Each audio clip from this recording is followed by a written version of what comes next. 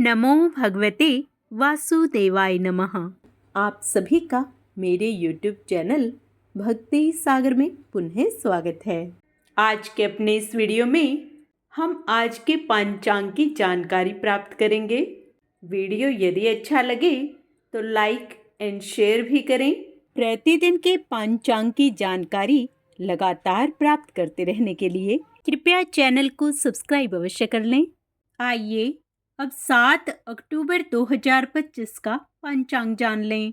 विक्रम संवत 2082 आश्विन मास शुक्ल पक्ष पूर्णिमा तिथि। दिन मंगलवार। पूर्णिमा तिथि का प्रारंभ 6 अक्टूबर को दोपहर 12:24 पर होगा, जिसका समापन 7 अक्टूबर को सुबह 9:17 पर होगा। 7 अक्टूबर को कार्तिक मास कृष्ण पक्ष प्रतिपदा तिथि अक्षय तिथि रहेगी, जिसका समापन 8 अक्टूबर को सुबह 5:53 पर होगा। नक्षत्र रेवती मध्य रात्रि 1:28 तक, इसके उपरांत अश्विनी नक्षत्र प्रारंभ होगा। ध्रुव योग सुबह 9:31 तक, उसके बाद व्याघात योग अगले दिन सुबह 5:35 तक, उसके बाद हर्षण योग प्रारंभ होगा।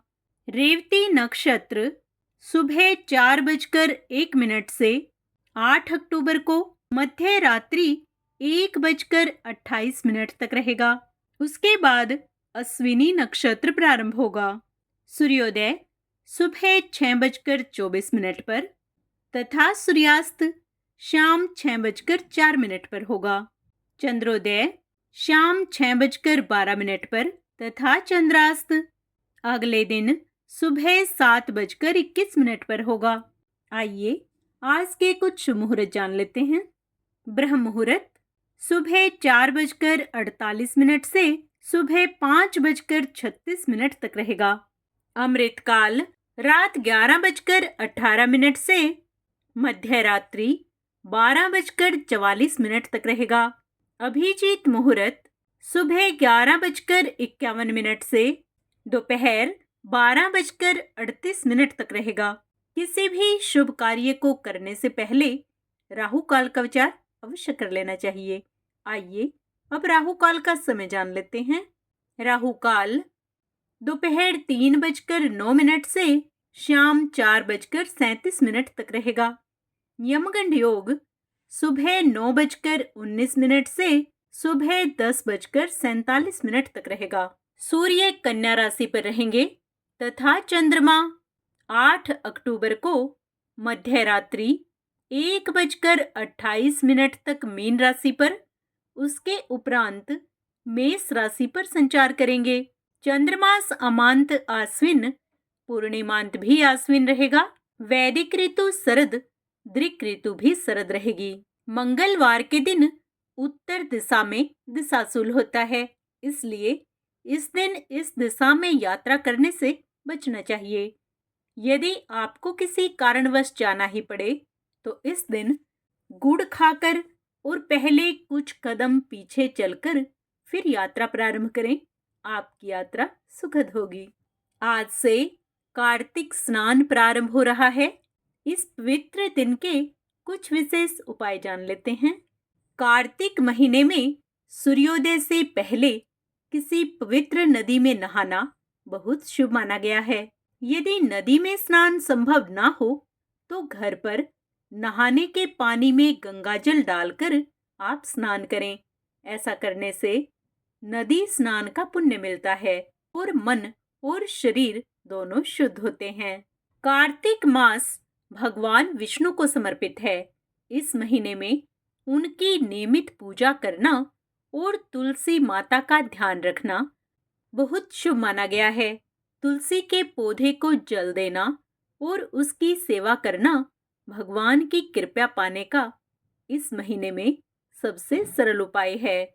इस महीने में किए गए दान से पितरों को तृप्ति मिलती है, पाप कम होते हैं और जीवन में सुख शांति और समृद्धि आती है। इसलिए अपने सामर्थ्य अनुसार दान अवश्य करें। कार्तिक मास में अन्नदान, गोदान, तुलसी दान और ब्राह्मण भोजन अत्यंत महत्वपूर्ण है। ऐसा करने से घर में सुख शांति बढ़ती है और जीवन में पुण्य के अवसर बढ़ते हैं। इस महीने में तुलसी के पास दीपदान करने का विशेष महत्व है। इसके साथ ही मंदिर में, नदी के किनारे, सड़क पर या जहां सोते हैं वहां पर दीपदान करता है, उसे सर्वतोमुखी लक्ष्मी की प्राप्ति होती है, यानी हर तरफ से लक्ष्मी की कृपा मिलती है। इस माह में जो मंदिर में दीपक जलाता है उसे विष्णु लोक की प्राप्ति होती है। कार्तिक मास में हरि मंत्र के नाम का जाप करना चाहिए।